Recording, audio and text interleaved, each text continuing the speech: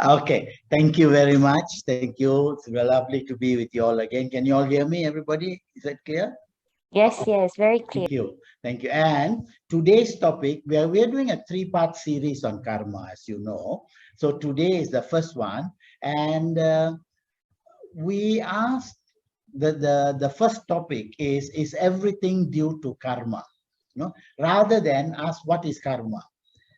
because a, because a lot of people, Buddhists or not, I think most people in the world are very fascinated by this word karma. Yeah, it is actually become a part of the English language. But in the English language, karma has taken on a lot of negative meanings. All right, we need to purify that. But that's later.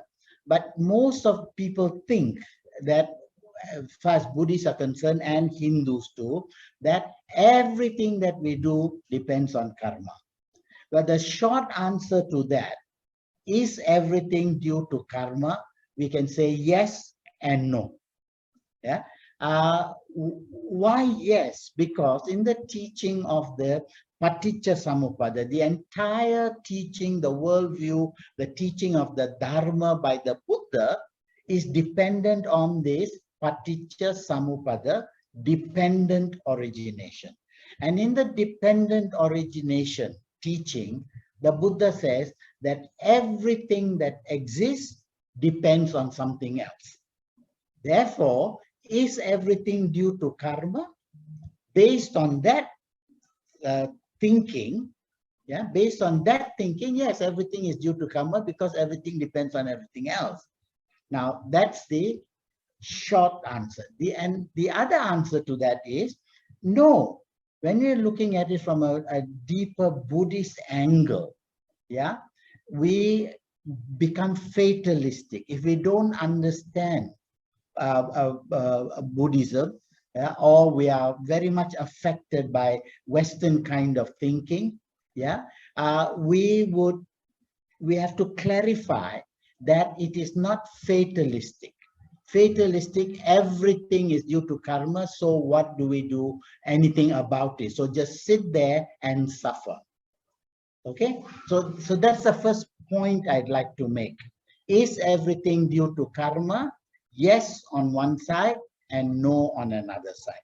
Yes, because everything depends on everything else and karma is the basis of that. And no, everything is not due to karma because we have the power to adjust, we have the power to make our changes, to control our lives. We are not victims of karma. In that sense, everything is not due to karma. I hope we got that as the basis. Yeah. Yes. Next. Okay, next. Yeah. Okay. This question of is everything due to karma goes back to the time of the Buddha itself. Yeah, the Buddha did a lot of explanation regarding karma. Yeah, and the one that most concerns us, is the Chula Kamma Vibhanga Sutra. At the bottom of the slide, you can see it says Majjhima Nikaya Chula Kamma Vibhanga Sutra. Yeah, and in that sutra, very, very important sutra because it covers a whole lot of grounds and it gives us the authority to say that this teaching comes from the Buddha himself. Yeah, we must always remember that whatever we talk about, we must always go back and say, is this in keeping with the Buddha's teaching? Or is it some new stuff that has been cooked up? Yeah, all right. And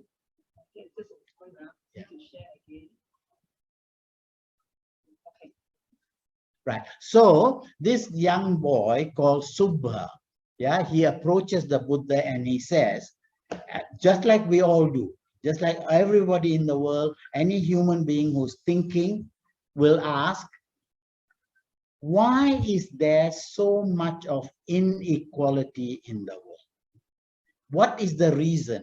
What is the cause that we find amongst mankind short-lived and long-lived? Why do people, they are born within a week, they are dead, or very young, they are dead?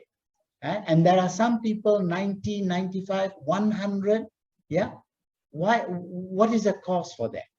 And why are some people always falling into disease? And why are some people healthy? Why are some people ugly? Why some people beautiful? Powerless and powerful. Low-born and high-born. Ignorant and wise. Yeah, these are the inequalities that affect every human being. And these were the questions that were already asked during the Buddha's time. This is not new. This concerns all of us, all thinking manusya, all thinking human beings ask, what is it so? And one answer that was given, actually 3 answers were given. One answer was that this is the creation of God. And many religions even today subscribe to this, that these inequalities are the desire or the work of an all-powerful God. That's one. Another school of thought says, no, don't ask this question. Everything is accidental. There is no reason. We are wasting our time looking for reasons about why, whether or not these things are due to karma or not due to karma. Okay. Now, the Buddha's answer says is that yes, in a sense. Next slide, please. Yes. Yeah. The Buddha says all living beings have karma as their own. Their inheritance, their congenital cause, their kinsman, their refuge. Yeah, it is karma that differentiates beings into low and high states. Now remember, I said yes and no. Now here the Buddha seems to be saying that everything happens because of karma.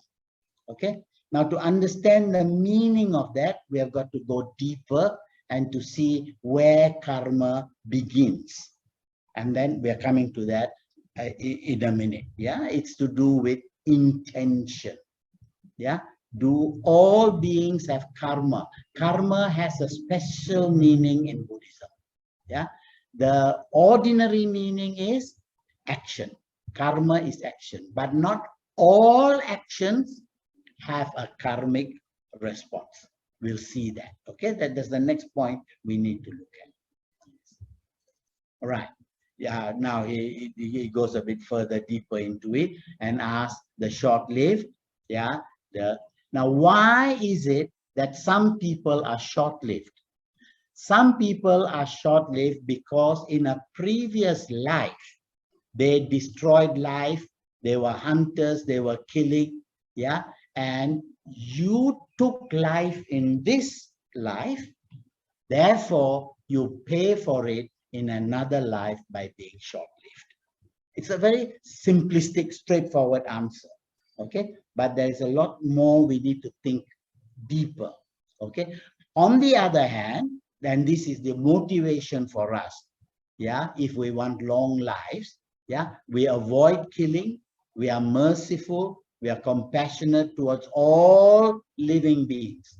Yeah, and you can see how very much this has affected the way Buddhists carry on their lives. Yeah, and the result, this long life is the result of non-killing. Okay, but not necessarily all long life is desirable. This long life that you have should be free from disease. Look at the next slide.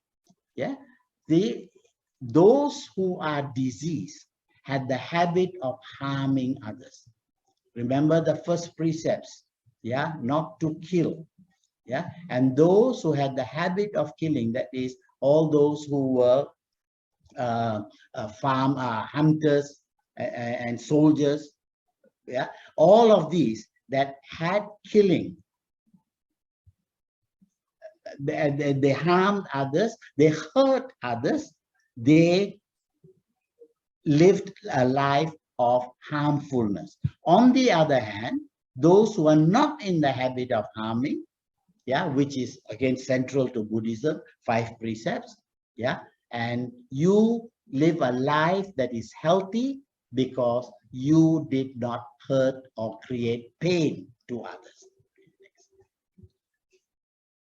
Right, and ugly and beautiful. I love these 2 pictures. Yeah, yeah. If you have now we can answer, why are some people born very beautiful and others born very ugly?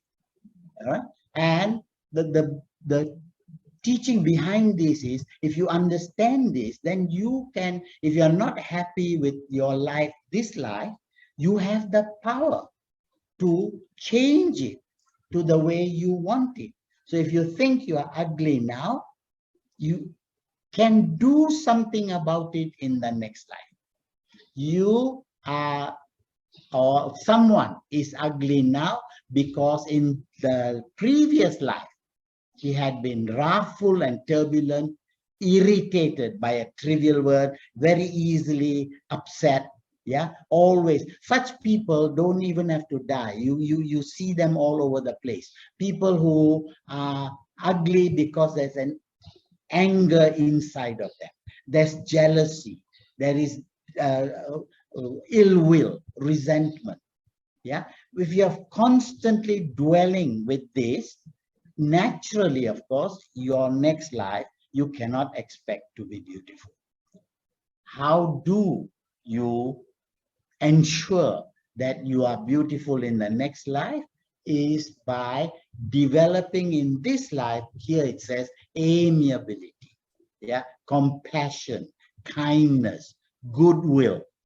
Now, a person, sometimes you may have seen such people. Physically, they are not good looking, but look a little bit deeper.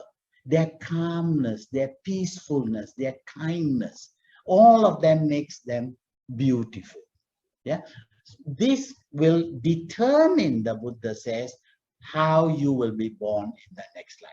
So Subba's question, why are some born ugly and some born beautiful? The Buddha says, the ones who are born ugly because in a previous life they had lived ugly thoughts, ugly intentions, ugly minds. That ugliness gave rise to ugliness in this life.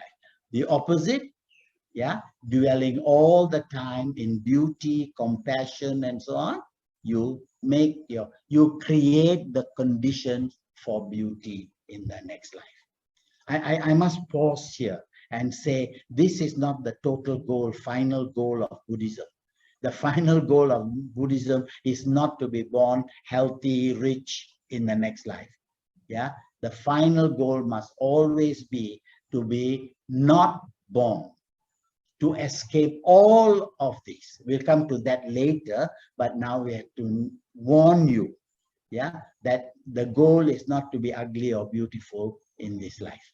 Yeah, there are higher aims that we need to develop. Okay, all right. Then why are some people powerless and why people who are powerful?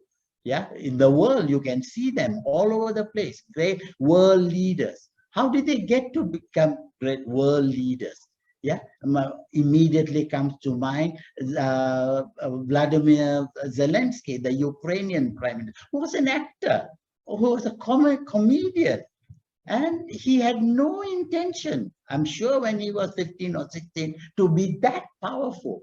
And suddenly, that powerfulness sits on him, and he lives up to that power.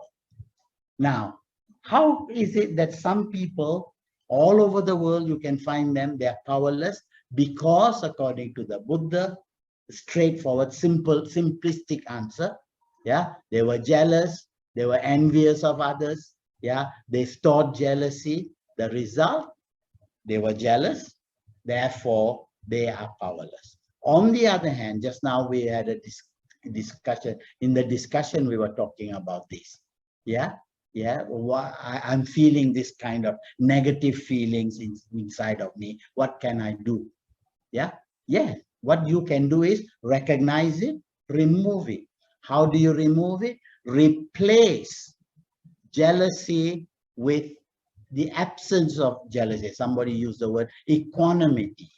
Equanimity meaning peaceful, yeah, not getting upset by others and not being concerned, not comparing oneself with others. Okay, such people, they are powerful. Okay, right, next. Okay, then of course, very quickly, the low born. Yeah, why are you low born? Because you are stubborn. Yeah, not honoring those who are worthy of honor. Yeah, and there's a result of arrogance and irreverence. In this life, if we are arrogant and irreverent, yeah, and without humility and deference, then of course, these are the causes of your being low born or high born. And poor and rich, same thing. Yeah, you are greedy, you are selfish, you keep things only to yourself. In the next life, you do not welcome, you do not welcome wealth. Yeah, you do not bring wealth to your life. Why? Because in this life you didn't create. You will notice in all of these questions that the Buddha is addressing, what is he saying? He's saying is, if you live a life of positiveness, a life of generosity, a life of humility, when you do all of this, you ensure that your next life, you ensure that your next life is what you want.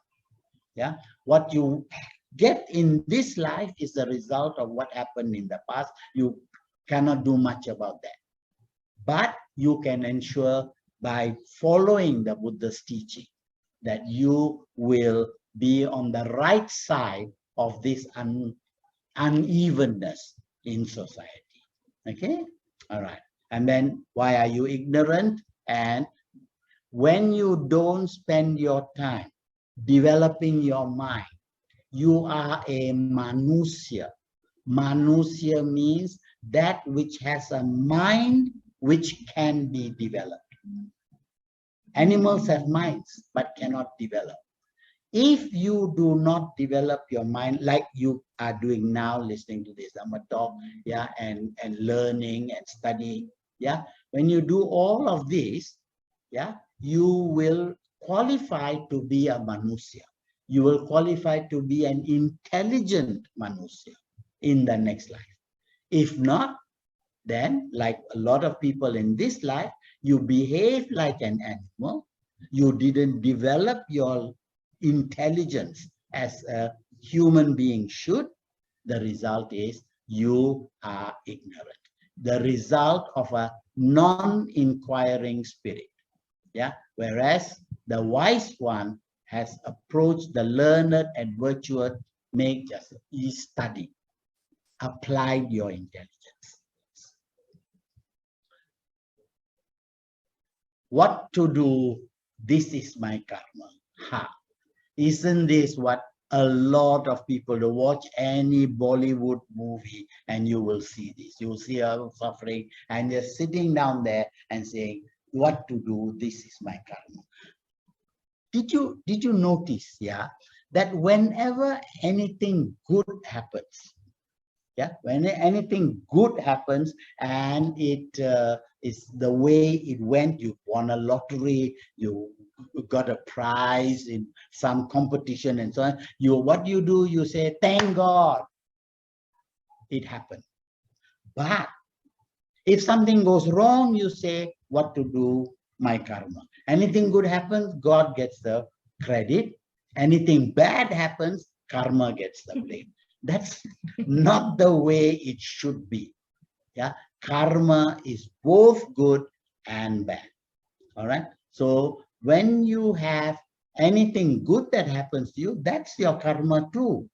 And maybe karma in this life, you studied hard, so you got a good job. Yeah, so that is your karma. So thank your karma for both good and bad. Okay, this is the warning. Okay, all right. We mentioned this at the beginning of the talk. Yeah, and why do things happen to us? Yeah, and when these things happen to us, it is the result of things not being done right by us.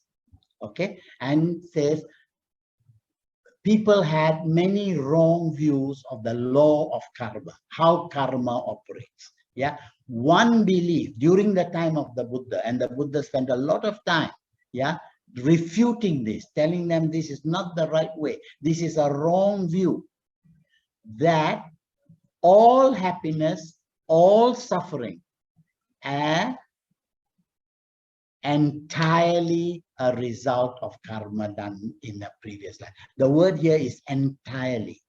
Remember, what our question was, is karma. What is the question? Is everything due to karma? No, everything is not due to karma. Okay, on a higher level. Yeah, next. And the next one is theistic determinism. Yeah, Isaranima, Isara, God, Ishvara. All right, is everything due to the will of a supreme being? The Buddha says no. Yeah, there is a lot that we as human beings, as manusya, we are in control of our destiny. So everything is not due to the will of a supreme being. Next. And this is a very common thinking in modern life, that there is no such thing as God, there is no such thing as anything outside of this life. Yeah, everything is accidental. So what happened to you is accidental. And the Buddha says that's not true also. Yeah, having no cause. You are not ugly because it's accidental. You are not powerless because it's accidental. There are causes, and there are ways in which, if we understand the working of karma, if we understand the working of karma, we will be able to handle it. We will be able to produce the results we want with our own effort. And to get that effort, you must have wisdom. You must have understanding, which has to be developed. Okay, next. Right.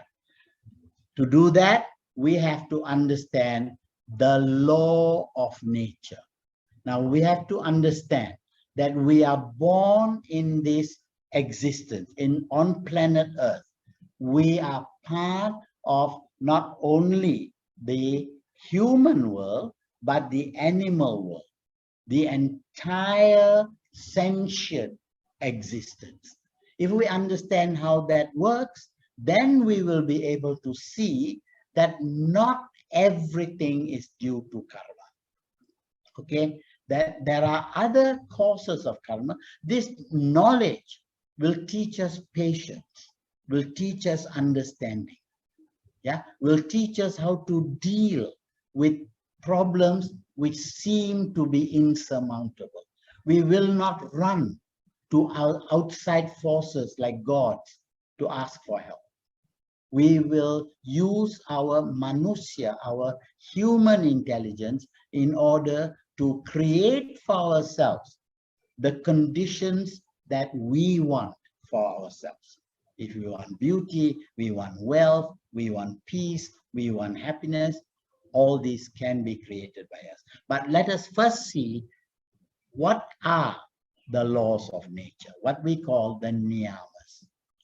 There are, according to the Buddha, there are 5 ways in which the universe operates. This we call Dhamma. Dhamma comes from the Sanskrit word dharma. Dharma means that which upholds the universe. These are laws. Yeah, Dhar means to hold up. What holds up the universe? what are the laws according to which this universe operates? All right. A lot, our question is everything due to karma? No, the answer is no. Not everything is due to karma. Karma is only one of 5 ways in which the universe operates. Utu niyama. Yeah. Why is it today? Yeah, yesterday's news, Bangladesh. Yeah, they are undergoing floods never before experienced in 5 decades. This is the worst. Why and why there? Is it karmic or is it entirely karmic? No. The Buddha says this is how the universe operates. Planet Earth is subject to Utunyama. Yeah, to Utunyama. Yeah, the natural law pertaining to physical objects, especially changes in the natural environment, weather, wind, rainfall, partly due to karma, but not entirely due to karma. This is the way planet Earth is designed. It's designed with places where there is drought. There are times when there is rain, and we got to understand this. Understanding this, we will not, for example, go and build houses next to a river. We would move there. But at the same time, remember, yeah, if you don't want to get caught by floods, you go and move further up, you can get caught by earthquakes, or you can have some other disasters. There is nowhere you can run. Now, all that we are leading towards is we are told there is nowhere we can run. But the Buddha says there is an escape route. The escape route is all of these happen to us because we are born. With understanding, if we do not get born, attain nirvana, none of this, we don't even have to have this discussion. An Arahant doesn't need a Dhamma talk on karma. Why? Because when you are not born anymore, you are free. Okay, but come back to our discussion. Yeah, weather, winds, rainfall, natural phenomena. How do flowers bloom in the day and fold up? And are these due to karma? No, these are due to the natural. Why is grass green? Yeah, why are flowers so colorful? Yeah, why is it in some places you have spring, summer, autumn, winter? Other places you don't have that. All of these, and our lives are affected, the fact that we are born in such places. So it's not only karma. Next. Right. Then we have, remember, Utu Nyama. Then we have Bija Nyama. Bija Nyama is to do with genetics. Yeah. A mango seed can only give a mango tree which produces a mango fruit. A mango seed cannot give you a rambutan. All right. Similarly, humans can only give birth to fellow humans. Yeah. These are laws pertaining to heredity, pertaining to genetics. So as the seed, so the fruit. Yeah. And here it says here, rice is produced from rice seeds. This is the way the universe operates. This is the Dharma. This is how the universe operates. Yeah, according to seasonal laws, according to genetic laws. Next. Then we have a very important Chitta Nyama, the workings of the mind.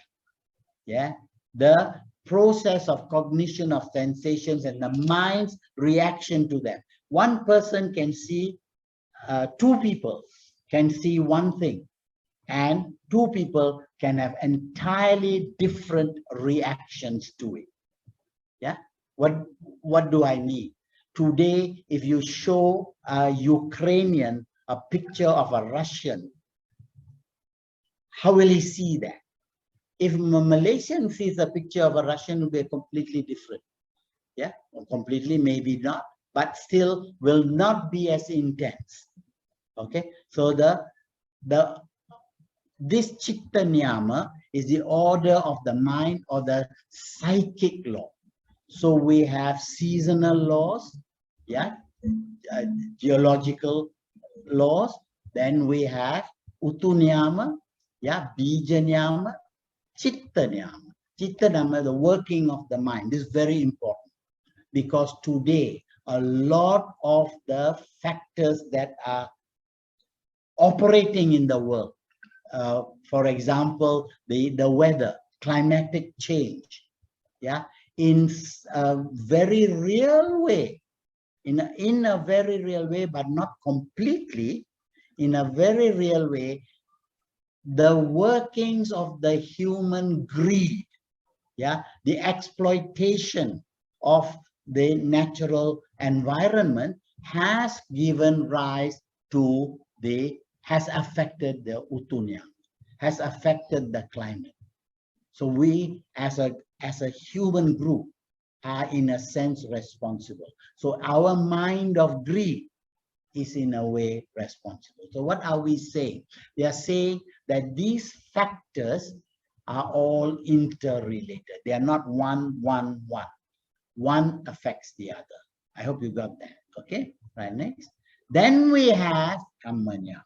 So what do we have? Utu niyama, bija niyama, Kamma niyama, chitta niyama, and Dhamma niyama. 5 workings of the universe. One is climatic laws, yeah, seasonal laws. One is mind, yeah.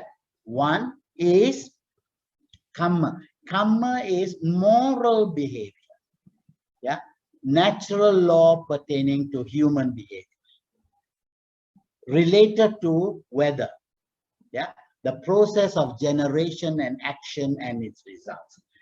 Now we come to this important word.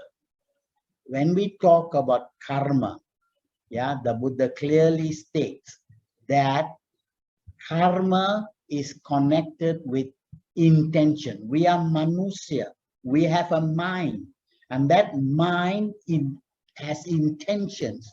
And when these intentions are applied to action, then karma results. When there is no intention, there is no karma. Yeah.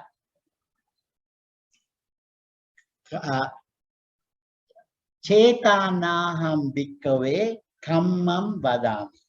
Chetanaham bhikkave kammam vadami. Meaning that it is mind. Yeah, chetanam. Yeah, it is mind that is the beginning of all action. If the mind and there is no intention, chetana, if there is no intention, there is no karma. As simple as that. Meaning that if without thinking, I put my foot down and squash an ant without realizing it, then I am not karmically responsible. If the same ant, I look at it and I hate the ant and I make the effort to squash it to death because of my anger, greed, or whatever, there is karma. There is intention, there is karma. There is no intention, there is no karma. Very, very important. So the rest of the workings of the universe have to fit into this.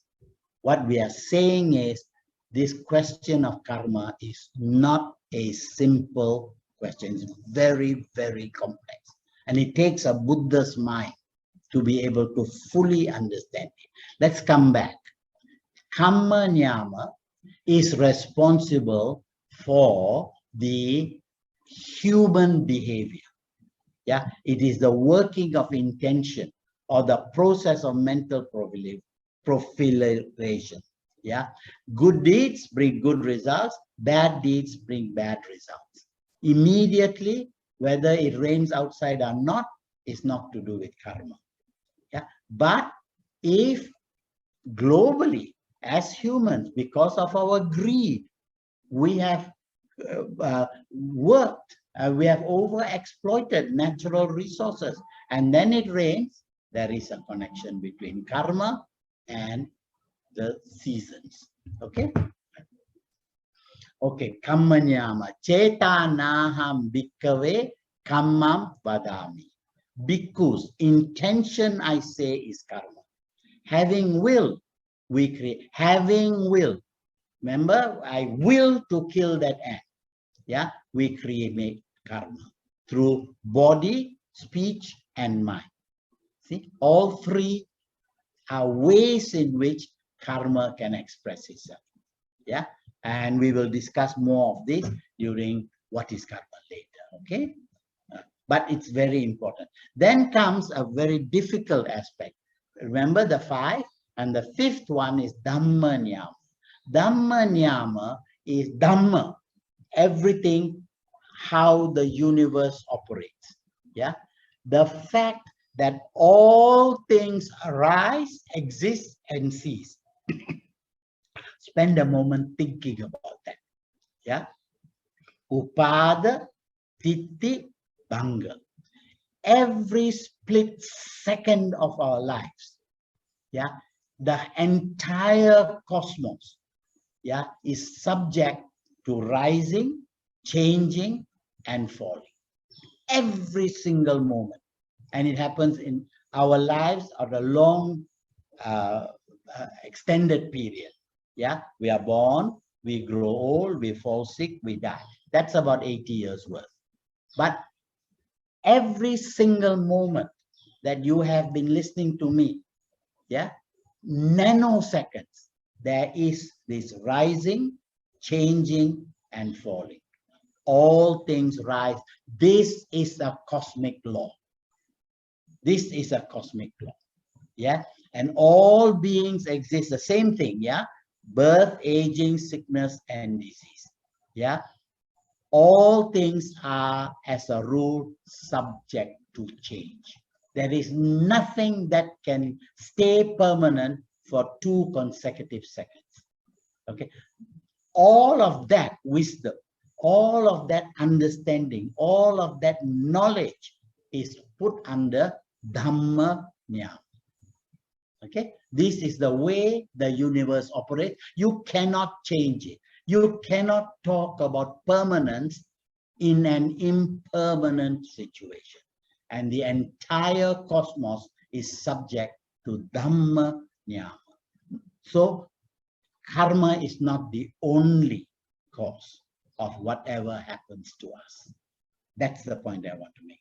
They say it's a no. Okay, right. It is a law of nature. Yeah. But we must understand, we cannot reduce events entirely to single laws. Yeah. Buddhism is not so simplistic as do this, this happens. Do good, good happens. It's a lot more complex than that. Yeah. One and the same event in nature, this is what I've been trying to get at when I talked about climate change, yeah, may arise from any one of these laws or a combination. It's very, very complex. Yeah. The blooming of a lotus and folding up at night is subject to not only the law of the elements. Yeah, darkness creates certain actions, sunlight creates other actions. Yeah, on the one hand, but a lotus knows, bija nyama knows. Yeah, it is genetically codified to open at that particular time. Yeah, a mango knows when a sourness must change to sweetness. A mango is codified in that way. Okay, and so it is not only utunyama. Yeah, you can have all the conditions, but if you have no sun, no sunlight for 3 months, the mango will not fruit and will not flower. Okay, so it affects the utunyama and vijanyama. Now, chittanyama is interesting. Yeah, shedding tears. Yeah, when we are chittanyama, when the mind is affected, when we are happy or sad, That is, tears come to the eyes because of chitta niyama. But tears can come into the eyes because of utu niyama. Smoke gets in the eyes. Get the point? Okay, right. Next. Then Kamma niyama is just one of the natural laws. Kamma is that force which directs society and decides the values and living. Is the force that directs society. Remember, I said it is our jealousy, no, our greed, yeah, which has led to over exploitation of our natural resources. Our greed, which has polluted the rivers, yeah, and as long as we have those negative manifestations of lobha, dosa, moha, manifestations of greed and ignorance and hatred, when we manifest these as a society, yeah, as a human beings, we pay the price. We pay the cosmic price. We pay it together. You cannot say I'm innocent. Okay, so of these, the human beings are the instigators of karma. Remember, human beings are manusya. They have the capability to intend and therefore to affect action. Karma shapes the fortunes and conditions of lives. Yeah, very important point. Karma is strictly a human responsibility. Animals suffer the deeds of past lives karma, but whether they create new karma, we don't know. Yeah, because the intention has to be there. And only humans have this. The world is directed by karma. Yeah. Other niyamas are the, let's get that clear, right? Kamma niyama, human responsibility. All other niyamas, the domain of nature, but one affects the other. Yeah, it is probably easier for a society that is simple, to have a better life, more karma. Maybe the South Sea Islands, yeah, island people who are away from urban greed and anger. Yeah, it is possibly easier for them to have better, happier lives than those who live, say, in New York, for example. Okay, the world is directed by karma. Next.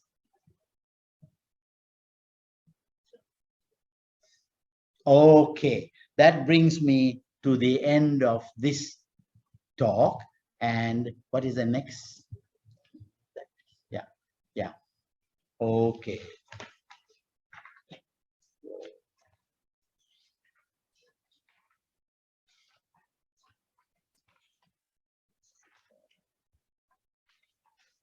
Oh, yes. So today our talk was, is everything due to karma? And I hope we established that we said that no, not everything is due to karma.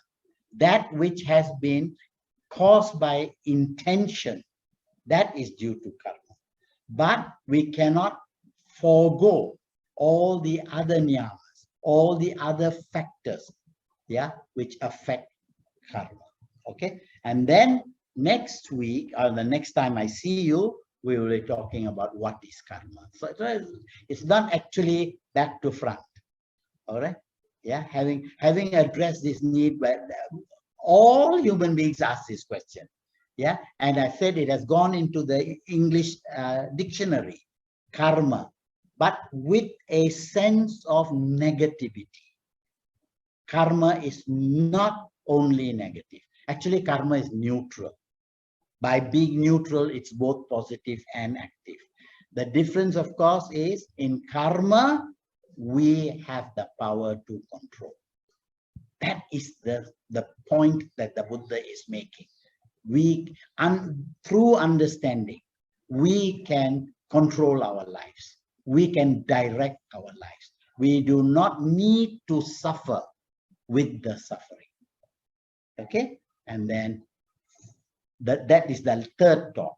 The third talk will talk about how we can cheat karma. Wrong word, but I think it'll make you want to come back. Okay, thank you very much. Sa, sa, sa. Thank you very much, Uncle Vijaya. That was a very interesting talk. Okay, so Uncle Vijaya, he has already explained to us. Okay, there are 5 types. Okay, one is Utu Niyama, Bija Niyama, Chitta Niyama, Dhamma Niyama, and Kamma Niyama. Out of these 5, one is within our control, which is the karma. Okay, so it is very important for us to live a positive life. Okay, I see. Let's move on to the Q&A session. I think Sister Sinloy has a question for Uncle. So brothers and sisters, if you have questions, please do the same as Sister Sinloy. Just click on the raise your hand button and then turn on your mic. Sister Sinloy, over to you. Yeah, thank you very much, Uncle Vijaya, for your detailed and clear sharing. I have a question regarding Chitta, the Chitta Niyama. Is it called Chitta Niyama? Yeah. Well, because Kamma Niyama is intention, Chitta Niyama is just our reflex, is it? It's just our natural reflex. No, our natural reflex, our natural reaction is the result of our ignorance. Because we are puttu janas. Puttu janas are those who are dominated by lobha, dosa, moha, mainly delusion, greed, and aversion. All right, this because we haven't trained our mind, because we are blind. Yeah, because of all of this, yes, we react naturally. So an untrained mind, the whole world is like that, the untrained mind. Yeah, what happened in Russia? Somebody attacks, there's only one way out: attack back. Are there other alternatives? Do we stop and think? Yeah, now the Buddha says that while for the puttu jana it is a natural reaction, it need not be so. You have to stop, you have to pause, and that's the purpose of meditation, where you don't react immediately, but you stop, you reflect, weigh the pros and cons, then act. That's the difference between a puttu jana and a stream entry. An arahant, of course, doesn't react at all. You know, he's above all of this, so we won't talk about that. But for a puttu jana, yeah, it is a reflexive action, but it should not be so. Yeah, we got to convert that. Then can you give another clear example? What is Chitta Niyama? Because I get confused that with Kamma Niyama. Kamma Niyama is, see how closely related they are. Okay, Chitta Niyama is the working of the mind. Yeah, and the working of the, remember, the Buddha says we operate at 3 levels: speech, chitta, action, and like get my breath back. Yeah, chitta, vachi, kaya. That means in speech, action, thought, action, and speech. Yeah, thought, action, and speech. You get me. I'm getting all confused. Okay, right. These 3 are all interconnected. Okay, so begins with the mind, begins with the chitta, and this chitta is translated to kamma. Chetanaham bhikkhave kammam vadami. Yeah, intention is the cause of karma. So chitta comes first, and chitta is translated into body, speech, and mind. All right, and what is translated is karma. Have I confused you enough? Oh, so chitta means the natural working of a living being. The natural Okay. living beings. Yes. Okay, so that Yes. means it's just explaining the natural working of a living being, so we understand how we operate. Yes. And then karma nyama means the intention of the natural The manifestation. manifestation of the natural. Okay, then I get it. Okay, all right, thank you. Yeah. You got it. I didn't get it. I have a question. Add on to Sister Sinloy question. Yeah. Does it mean that chitta nyama is like, that's how the brain works? Yeah. And all that. Yeah. Okay. And Uncle Vijaya is saying that we have the power to determine what we want to do Yes. next Yes. by speech, action, and mind. That is under karma nyama. Yes. Okay. Yes. It is the Buddha is telling us that if we learn to understand and understand first, then control the mind, and all of this is working of the mindfulness and so on, meditation and all of that. When we turn as Putujana, we act, then think. But the Buddha says no. As Manusya, we must learn to understand and control the working of the mind, chitta. When the working of the mind is clear and controlled, then the result of that, whatever action that comes out of a controlled mind, gives rise to controlled karma, positive karmas. An uncontrolled mind, the mind of a Puttujana, gives rise to negative karmas.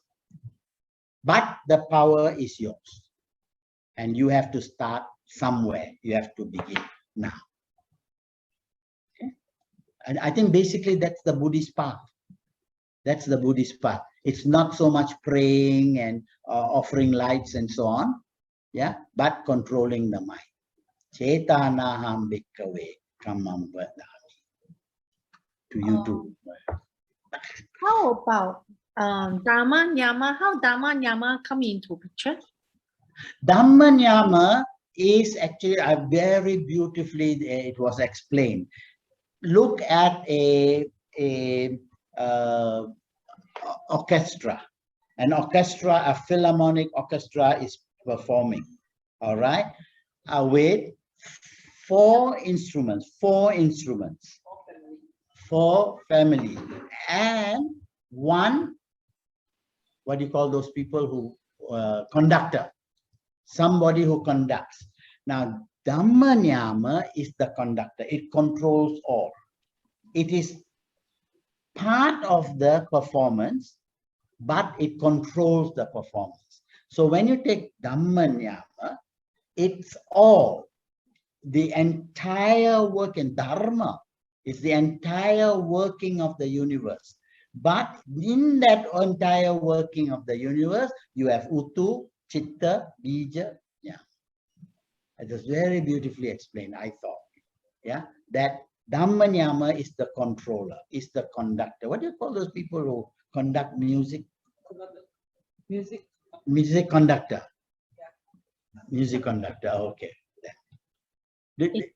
You're looking, okay, if I want to bring Dhamma nyama into real life other than music conductor.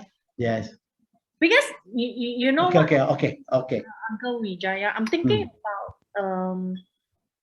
Dhamma nyama is like I mean based on the simile of conductor, the music conductor, right?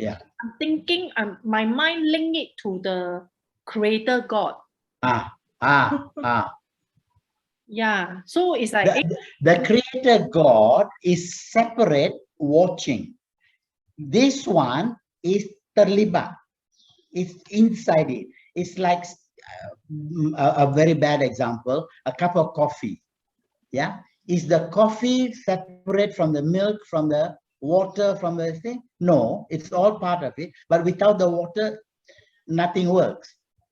So the Dhamma nyama, is the one where everything operates within. It is not out of. A creator God is out of the workings of this. This is not. This is also part of it. It's part of it. Arahantahood is where you break free from these five. When you break free and you are not part of it anymore. That is why the Buddha says you can never describe to a lay person what Arahantahood is. The experience cannot be explained. Can I rephrase it like this? That okay, Niyama is the nature, the law of nature. Niyama is the law of nature. So Dhamma Niyama is that you have to have the four different working together. That is the law of nature, that things can happen. Yes. So if it's lacking one or lacking two, then it's not complete. Then the perfect situation is not there. Then the things might not happen. Is that correct? Yes, okay. And it is not so that every one of these must be present all the time. You see, the five niyamas, need not be present all the time. Some may be operating, some may be stronger, some weaker at a certain point of time. But at another point of time, something else can operate. So if Dhamma Niyama is not present, and maybe Dhamma Niyama cannot be not present. So Dhamma Niyama is always present with the other one or two or all of it operating at okay, then it makes different sense. Levels of intensity. Different levels of intensity. So anything that happened, even right now, you know, we are having this discussion, is a mixture of multiple niyama. Okay. Yes. That is why we are always in danger when talking about karma to put it down to a beginning, middle, end. You know, our Western trained mind cannot see all the complexities. And it took a Buddha's enlightenment to see that. Now take Paticca Samuppada, dependent origination. Same. It's so complex that language cannot. Remember what the Taoists say? The Tao which can be talked about is not the Tao. Have you heard of that? The first verse of the Tao Te Ching says, the Tao that can be talked about using language, beginning, middle, end. The moment you reduce it, that there was the Buddha's problem. That's why the Buddha hesitated to begin to speak. He said, we don't have the machinery. If the Buddha was alive today, he probably would have explained it differently. We have a lot more quantum physics, to fall back on. So it was. Okay. Uncle Vijaya, can you hear me? Yes. Yes. So sorry, I actually have to go back to this Chitta Niyama because just now the discussion actually I got some. You're making my life very difficult. I will tell you that. No, there's some understanding based on the statement just now you brought, right? Because just now your presentation was saying that Chitta Niyama is about the pertaining to the workings of the mind. So can I say that like different people, we have different background, different life. So when something reflects to different people, so due to the background, they will have different view. For example, if let's say one rich person and one born in rich and then one born in poor, when they see a situation where someone wasted the food, so the feeling is totally different. So can I say that? Yes. Okay, then I got it right. Okay, thank you. And take it to somebody from a Western background. Western meaning Judeo-Christian, basically, not necessarily Christian people, but I'm taking the culture. The culture, the worldview, the way they look at that life is very different from the worldview. I give you a rather a funny example of this.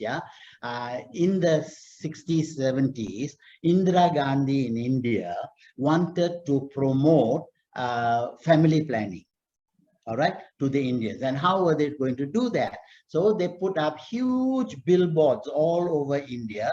The billboard was divided into two parts. A woman with 6 children, yeah, with utter poverty, a hovel, all right, and rats passing all over the place, pigs here, children, no food, big stomach, all right. And on the next panel, a woman with 2 children, television, aircon, and everything. And this was plastered all over India. And you know what the Indians said? They said, look at that poor woman, yeah, with only 2 children. All right, she got car, she got telephone, she got everything. See how lucky this other woman got 6 children. And this is a true story, so they tell me. But you can see how the worldview. So not to everybody, 2 children and 3 television sets is not what you want. Okay, so this is to sort of support what you said. Yes, and these are thinkings that come from previous lives. It's not something that happens when you are born now. And when you start cleaning it up, you can see how difficult the job is. Okay. Uncle Vijay, this is actually, while we grown up, our personality and character might change. So the view might change some, and then on when we will change, because as you meet with new experiences, a lot of people, who have never met Buddhism suddenly say, hey, now this is not what the karma I knew. This is something different. This is giving me a new power, and now I'll work on it. You see, so all our experiences will change our worldview. And if we use the Noble Eightfold Path and develop right understanding and study the Dharma, the Buddha's way it was taught, our mind will change. And of course, next life, we will be born with the alignment more in place. This is what we are all talking about, the alignment, getting that alignment. To get that alignment, the vision has to be set. Okay. Okay, thank you, Uncle Vijaya. Uncle Vijaya, we have one question in the chat box. Okay, this question is related to suicide. Okay, is suicide death due to karma?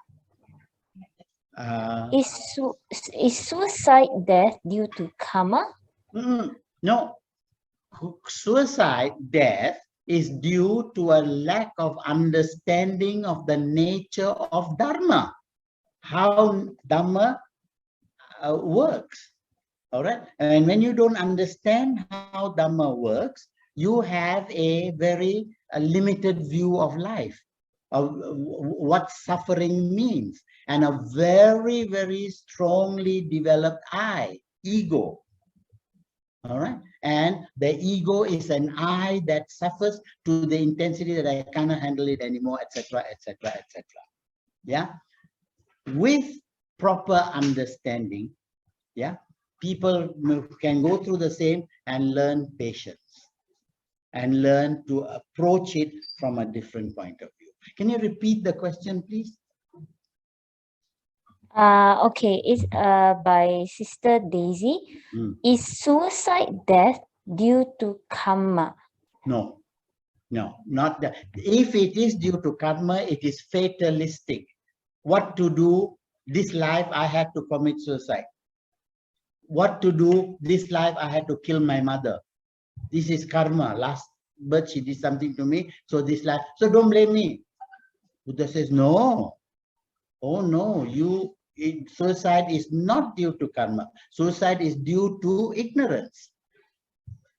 Okay, so if you develop your wisdom and you go about it, so people who are suicidal, if they go to a Buddhist for counseling, they will see a different viewpoint. They will see a different way of approaching the same problem. This is not due to God. This is not accidental. something in my past life has to do with this, but I am not a victim. I am not fatalistic. What can I do about it? I commit suicide now, I am opting out. What is there to stop me from committing suicide next life and the next and the next? When I ask that question, then I say, time to opt out of samsara. And then the whole process changes. I think most of us will think that, you know, something happened unpleasant. Yeah. And then it causes the person to commit suicide. Yes. So that is karma. I think we think it this way. Okay, I can say that. Therefore, as a result of this akusala karma, this negative karma, next life, I won't have a peaceful birth. My karma has determined an unpeaceful birth. So the stories of people who committed suicide, who see devils and ghosts and have a very, very painful next life. I don't know whether they've heard about that. Yeah, and that is determined by my karma. Okay, I surrendered to it. I gave in to it. Okay, but if I had the good fortune to meet the right monk or somebody who can counsel me in the right way, maybe I can be prevented from creating that bad karma. Okay. I won't use the word bad. Negative is a better word. It's not bad karma, it's negative karma. Okay, dear brothers and sisters, I know we have a lot of questions. However, we are on a tight schedule today. Okay, so Sister Ming, Sister Julie, maybe in 2 weeks' time, we come back with your questions for Uncle Vijaya. Simpler questions next time. Uncle, you give very good explanations. You see, we are very interested to listen to your answers. Thank you very much for your sharing today, Uncle Vijaya. Okay. All right. So now we'd like to invite Ariya to say a few words on this topic. Ariya?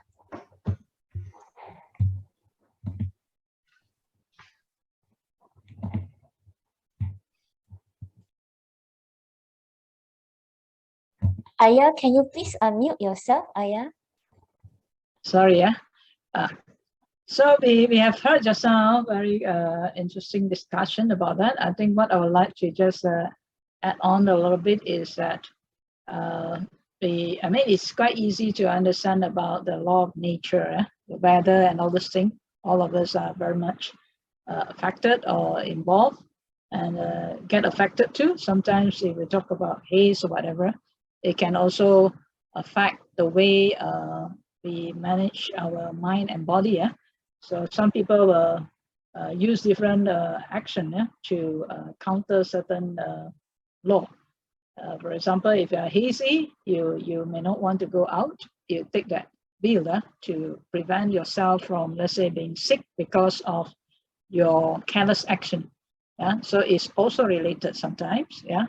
And they talk about Bija Niyama, about the law of seed. So if during durian season, so of course the durian will have their season, but if you willfully greedily eat a lot of durian, then you fall sick. So it is also your willful action, and at the same time it's also what they call by not knowing how it will impact your health and cause your other actions, follow-up actions, the effect. So that also, it may also affect you. So means all these are interrelated. You cannot just separate it, because if you eat a banana, you be a banana, no? Because that banana is in you now. And how that does to your energy field, your action and all those things is created, of course, because of the 10 of the 3 evil roots, that drive you to do something. So if you act it in a more greedy way, of course you will get the effect from that, right? And if you talk about the Chitta Niyama, I mean the law of the mind. So we know that the mind that we think of is in a very simple form, yeah, because we have not really seen the mind that what the Buddha has actually realized. That, for example, just quote a simple one is the law of the mind when we talk about the higher level like samadhi and into those states of we call it immaterial states, yeah. So those are the law of the mind, yeah, and the mind have that kind of power in terms of they are fluid, and the knowledge that comes from that state of the mind. Mind can travel through walls to, air to space to water, and they have that power. But because we do not reach that state, so we do not understand what this law of the mind is all about. Yeah, the mind that we know is our common reflection or sense of understanding certain thing or intellect only. Yeah, but the mind is the law of the mind is more than what we know. Yeah, so we can see the 6 abhinya, yeah, the 6 kind of knowledge that the Buddha had, and also some of the arhants. Some people may say, okay, in our modern term as psychic, yeah, that kind of knowledge is all the working of the mind, yeah. So these are beyond like our normal thinking, yeah. And so in terms of the Kamma, we already know is a volitional action, the will, yeah. So it's just like when your mind is mindful and is equanimous, then there's no what they call those fluctuation. When we say volition, yeah, it's just like the graph, our heartbeat like that, the graph going up and down. So if your intention or your volition is high due to great hatred delusion, of course the resultant of that volitional action will produce you. Of course, if you plant good seed, of course you get a good fruit. But if you plant an unwholesome seed, you also will get the unwholesome what they call vipaka of the cost that the action that you put in. Yeah? So that we can see very clearly on the cause and effect, means the volitional action and the resultant of that volitional action. And in terms of Dhamma niyama, I think, for example, we said the 4 noble truths, yeah? And also the 3 characteristics, yeah, of all conditional things. So everything you talk about Utu niyama or Kamma niyama, you talk about this Citta niyama, or you talk about Vijaya niyama, all are subject to one same principle, that they are all impermanent, unsatisfactory, and also non-self. So I think this is just a little bit of additional sharing that hopefully that we also can get some idea, yeah, that all this natural law, of course, is very deep. And now, like Uncle said, science of today has shown us many aspects of all these things. But you can imagine 2,566 years ago, the Buddha, through his cultivation of mind, discovered so many knowledge. And that's why the Buddha said, but all this knowledge, yeah, that we may learn and study today, yeah, under different topics of biology, chemistry, of physics, so many, yeah. Of course, during the Buddha's time, of course, the term may be slightly different, but what we are talking is a very deep, what they call knowledge and principles, yeah, about life. But ultimately, that's why the Buddha said, of all the things that he teach, he only teach a handful, yeah. But that handful is the one that can free us from going round and round, yeah. We can learn a lot of physics, biology and everything, but still, biologists still suffer, physicists still suffer, in terms of being a human, because we do not understand why we are born, yeah, and why we have to die, why we have to be separated from our loved ones, and why we are here, yeah. So I think all this question, the Buddha gave us a very good answer. That's why the Buddha advised us to focus, yeah, to understand the truth. What is the truth? Yeah, and the 4 noble truths. Yeah. So these are important aspects for us to develop and to understand, and to finally to end all the good wishes that we have in mind, and then that will bring us peace, yeah, and freedom. Okay, thank you. Yeah. Okay, thank you very much, Ariya. Sadhu, sadhu, sadhu. With that, we've come to the end of the session for today. Okay. And so today we have already covered the first session is everything due to karma. And in the second session, we'll learn what is karma. All right. So we'll see you in 2 weeks' time on July 3rd, same time, same place with Uncle Vijaya. Okay. Now, if you are free on the 17th of July, 2022 on a Sunday, please make your way to the space level 2 at Menara Camp TTDI, because Ariya will be organizing a charity fair. So if you are free, please make your way there, and all proceeds will be for the upcoming Ariya Building Fund, okay, for Ariya's new building, and for the Education Department of Ariya. With that, thank you, dear brothers and sisters, and we'll see you in 2 weeks. Okay, you may now leave the room.